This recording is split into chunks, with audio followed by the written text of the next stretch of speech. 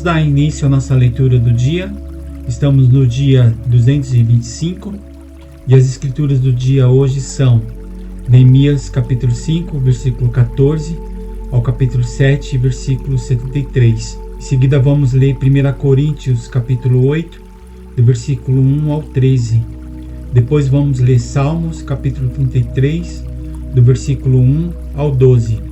E por último vamos ler Provérbios capítulo 21, do versículo 8 ao 10. Vamos dar início lendo Neemias capítulo 5, versículo 14 ao capítulo 7, versículo 73. O bom exemplo de Neemias. Também desde o dia em que fui nomeado governador na terra de Judá, desde o 20º ano até o 32º ano do reinado de Artaxerxes, 12 anos, nem eu nem os meus companheiros comemos o pão que me cabia como governador.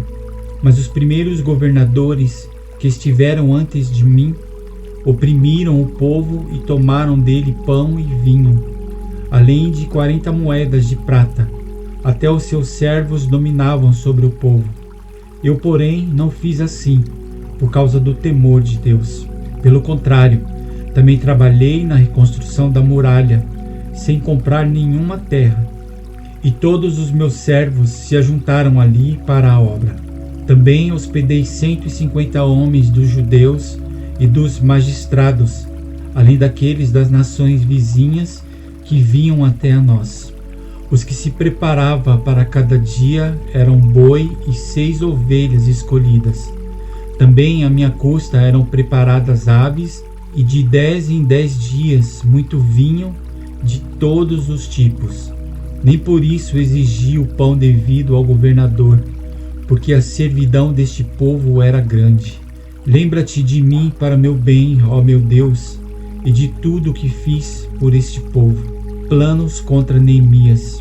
Quando Sambalate, Tobias, Gesem, o árabe e o resto dos nossos inimigos ouviram que eu tinha reconstruído a muralha e que nela já não havia brecha nenhuma, ainda que até este tempo eu ainda não tivesse colocado os portões no seu lugar, Sambalate e Gesem mandaram dizer a mim: venha, vamos nos encontrar numa das aldeias do vale de Ono. Na verdade, o que eles queriam era me fazer mal. Por isso enviei-lhes mensageiros para dizer: estou fazendo uma grande obra e não posso descer até aí, porque devo parar a obra para ir me encontrar com vocês. 4 vezes eles fizeram o mesmo pedido, mas eu lhes dei sempre a mesma resposta. Então Sambalate me enviou pela 5ª vez o seu servo, que trazia na mão uma carta aberta. Nela estava escrito o seguinte: entre os gentios se ouviu, e Gesem também está dizendo que você e os judeus estão querendo se rebelar e que por isso você está reconstruindo a muralha. Também, segundo se diz, você quer ser o rei deles, e pôs alguns profetas para falarem a respeito de você em Jerusalém, dizendo: ele é o rei de Judá. Ora, isso certamente vai chegar aos ouvidos do rei. Portanto, venha agora e vamos, em conjunto, conversar a respeito disso. Mandei dizer-lhe: nada disso que você está dizendo aconteceu. Você está inventando tudo.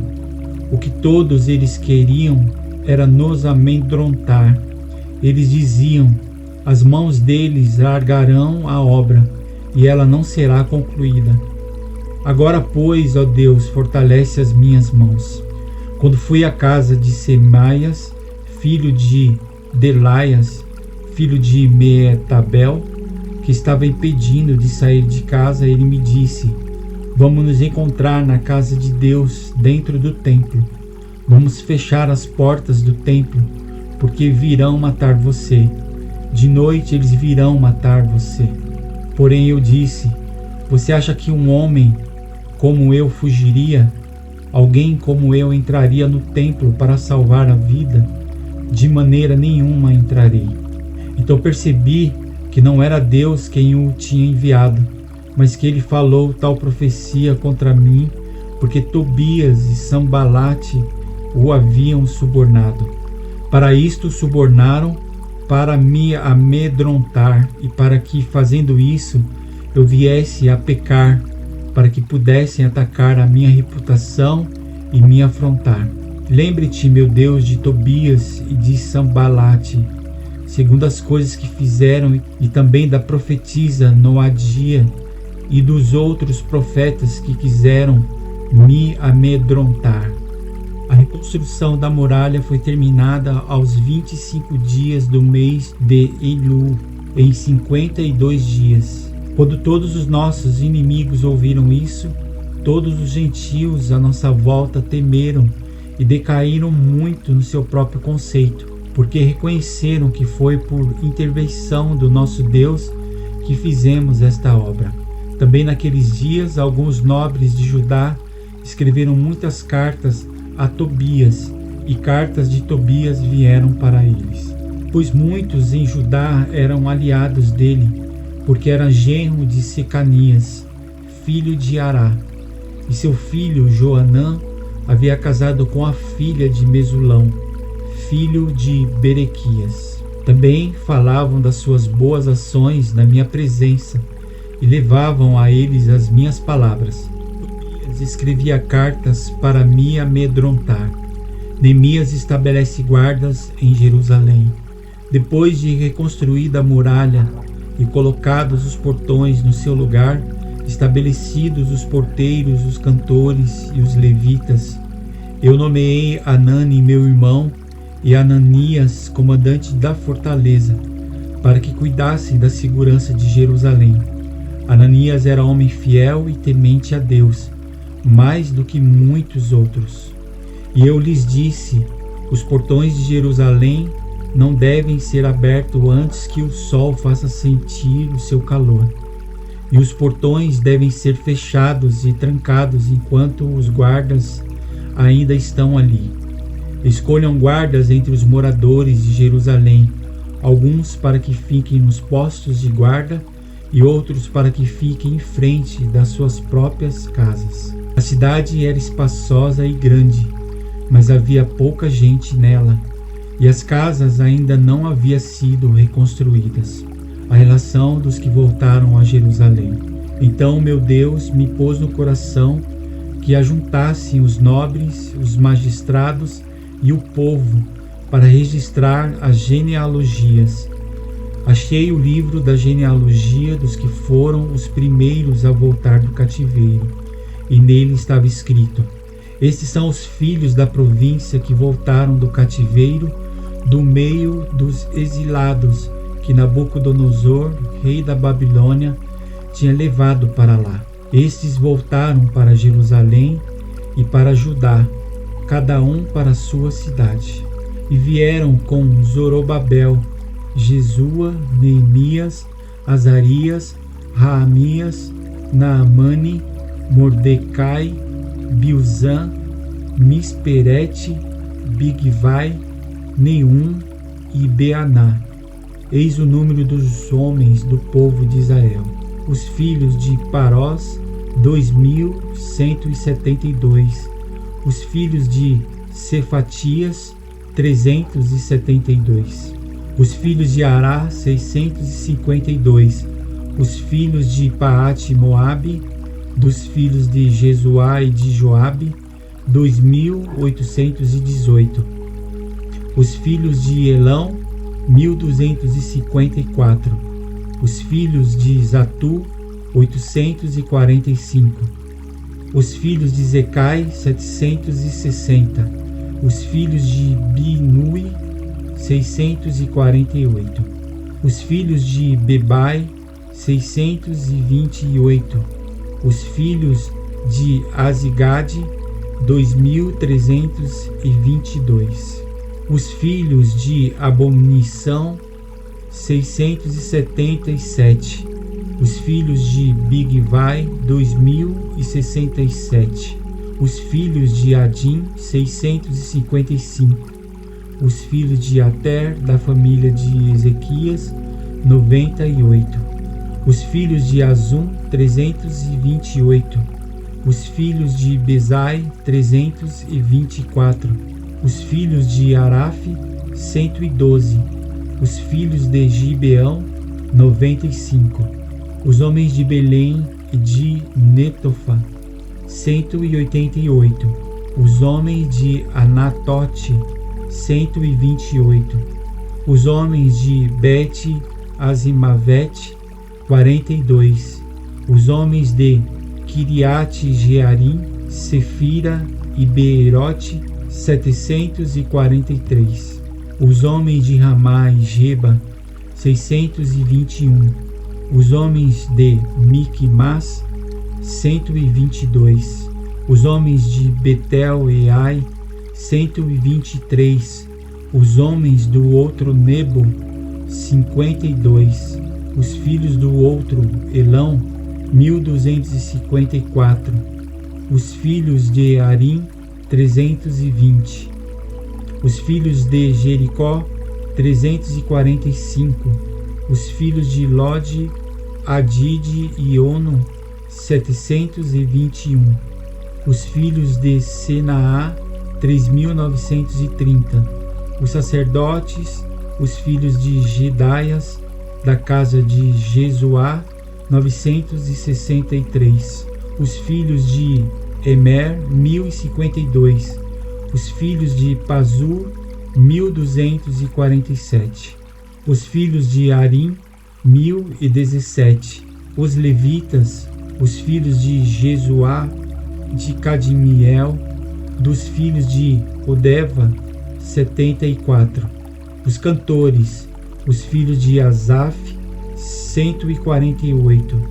Os porteiros, os filhos de Salum, os filhos de Ater, os filhos de Talmon, os filhos de Acube, os filhos de Atita, os filhos de Sobai, 138. Os servidores do templo, os filhos de Zia, os filhos de Azufa, os filhos de Tabaote, os filhos de Queros, os filhos de Sia, os filhos de Padom, os filhos de Lebana, os filhos de Agaba, os filhos de Salmai, os filhos de Anã, os filhos de Gidel, os filhos de Gaar, os filhos de Reaias, os filhos de Rezim, os filhos de Necoda, os filhos de Gazão, os filhos de Uza, os filhos de Pazeia, os filhos de Bezai, os filhos de Meunim,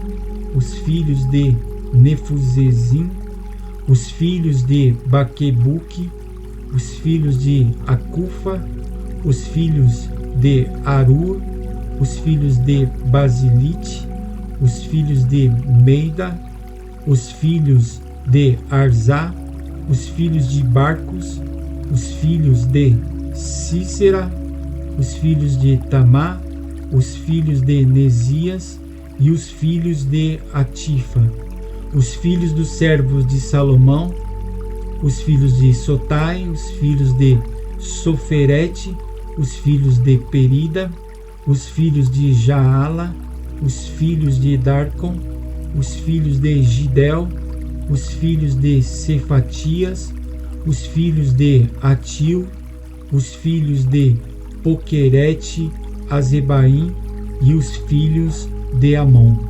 Todos os servidores do templo e os filhos dos servos de Salomão eram 392.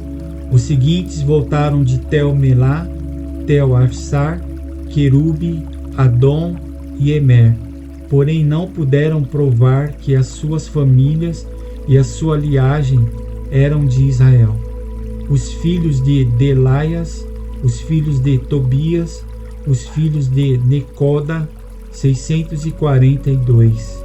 Dos sacerdotes, os filhos de Abaiás, os filhos de Cos, os filhos de Barzilai, que tinha casado com uma das filhas de Barzilai, o Gileadita, e que foi chamado pelo nome dele. Estes procuraram o seu registro nos livros genealógicos, porém não acharam. Por isso foram considerados impuros para o sacerdócio. O governador lhes disse que não comessem das coisas sagradas, até que se levantasse um sacerdote capaz de decidir a questão por meio de Urim e Tumim. Toda esta congregação junta era de 42.360, além dos seus servos e das suas servas, que eram 7.337. Havia também 245 cantores e cantoras. Contribuições para o templo. Alguns dos chefes das famílias contribuíram para a obra. O governador deu para o tesouro 8,4 kg de ouro, 50 bacias e 530 vestes sacerdotais. E alguns mais dos chefes das famílias deram para o tesouro da obra 168 quilos de ouro e 1.300 quilos de prata. O que o restante do povo deu foram 168 quilos de ouro, 1.200 quilos de prata e 67 vestes sacerdotais. O sacerdote, os levitas, os porteiros, os cantores, alguns do povo, os servidores do templo e todo Israel moravam nas suas cidades. Agora vamos ler 1 Coríntios, capítulo 8, do versículo 1 ao 13, sobre as coisas sacrificadas a ídolos. No que se refere às coisas sacrificadas a ídolos, sabemos que todos temos conhecimento. O conhecimento leva ao orgulho, mas o amor edifica. Se alguém julga conhecer alguma coisa, ainda não conhece como deveria conhecer. Mas se alguém ama a Deus, esse é conhecido por ele. Quanto a comer alimentos sacrificados a ídolos, sabemos que o ídolo por si mesmo nada é no mundo e que não há senão um só Deus. Porque ainda que existam alguns que são chamados de deuses, quer no céu ou sobre a terra, como há muitos deuses e muitos senhores, para nós, porém, há um só Deus, o Pai, de quem são todas as coisas e para quem existimos, e um só Senhor, Jesus Cristo, por meio de quem todas as coisas existem e por meio de quem também nós existimos. Entretanto, nem todos têm esse conhecimento. Alguns, acostumados até agora com o ídolo, ainda comem desses alimentos como se fossem sacrificados a ídolos, e a consciência destes, por ser fraca, vem a contaminar-se. Não é a comida que nos torna agradáveis a Deus, pois nada perderemos se não comermos, de nada ganharemos se comermos. Mas tenha cuidado para que essa liberdade de vocês não venha, de algum modo, a ser tropeço para os fracos. Porque se alguém enxergar você, que tem conhecimento, sentado à mesa do templo de um ídolo, será que a consciência do que é fraco não vai ser induzida a participar de comidas sacrificadas a ídolos? E assim, por causa do conhecimento que você tem, perde-se o irmão fraco, pelo qual Cristo morreu. E deste modo, pecando contra os irmãos, ferindo a consciência fraca que eles têm, é contra Cristo que vocês estão pecando. E por isso, se a comida serve de escândalo ao meu irmão, nunca mais comerei carne, para que não venha a escandalizá-lo. Agora vamos ler Salmos, capítulo 33, do versículo 1 ao 12. Louvor ao Criador e Senhor. Exultem no Senhor, ó justos, aos que são retos, fica bem louvá-lo. Louvem o Senhor com harpa, louvem-no com cânticos de lira de 10 cordas. Cantem-lhe um cântico novo, toquem com arte e com júbilo, porque a palavra do Senhor é reta e todo o seu proceder é fiel. Ele ama a justiça e o direito. A terra está cheia da bondade do Senhor. Os céus, por sua palavra, se fizeram, e pelo sopro de sua boca, o exército deles. Ele ajunta em montão as águas do mar, e em reservatório encerra os abismos. Que toda a terra tema ao Senhor, que tremam todos os habitantes do mundo. Pois ele falou e tudo se fez, ele ordenou e tudo passou a existir. O Senhor frustra os planos das nações e anula os intentos dos povos. O plano do Senhor dura para sempre, os intentos do seu coração por todas as gerações. Feliz a nação cujo Deus é o Senhor, e o povo que ele escolheu para a sua herança. Agora, por último, vamos ler Provérbios, capítulo 21, do versículo 8 ao 10. O caminho do culpado é tortuoso, mas quanto ao inocente, a sua conduta é reta. Melhor é morar no canto do terraço do que com uma mulher briguenta na mesma casa. A alma do ímpio deseja o mal, nem o seu vizinho recebe dele compaixão. E aqui encerramos a leitura do nosso dia. Obrigado mais uma vez por sua participação e amanhã estaremos aqui novamente dando continuidade na leitura da palavra. Que Deus abençoe o seu dia e até amanhã. Um grande abraço.